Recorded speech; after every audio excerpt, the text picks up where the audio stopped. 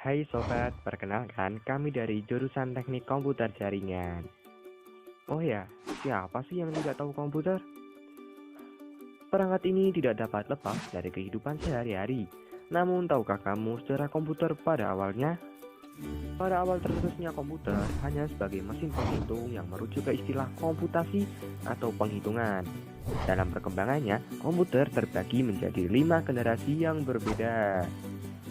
Generasi pertama pada tahun 1946 hingga 1959 terjadi saat Perang Dunia Kedua yang ditemukan oleh Charles Babbage. Negara-negara berusaha mengembangkan untuk memaksimalkan kemampuan mengatur strategis yang dimiliki oleh komputer. Komputer generasi pertama memiliki ciri yaitu komponen elektronika yang terbuat dari tabung hampa atau vacuum tube.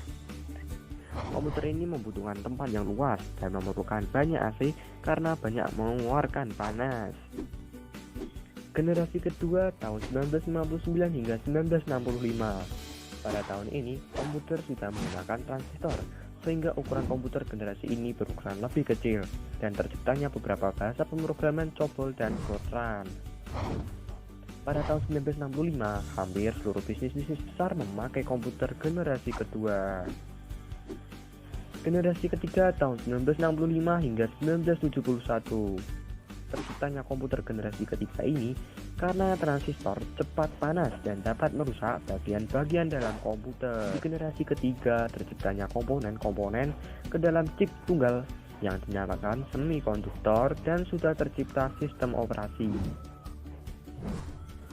Generasi keempat tahun 1971 hingga 1982. Pada generasi keempat ini tercipta IC yang membuat ukuran sirkuit komponen-komponen menjadi lebih kecil. Kemampuan memasang banyak komponen dalam satu keping yang berukuran setengah keping uang logam mendorong turunnya harga dan ukuran komputer. Generasi kelima atau sekarang. Komputer generasi ini disebut generasi masa depan.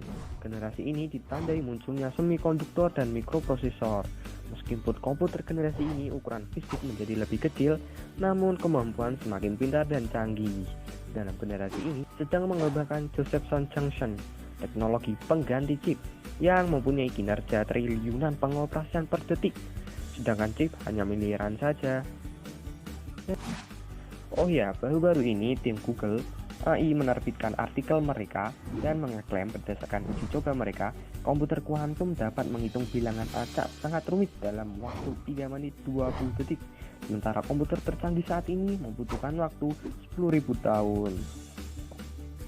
Dan itulah sejarah-sejarah komputer dari masa ke masa. Jika dinilai memberi informasi, jangan lupa like ya.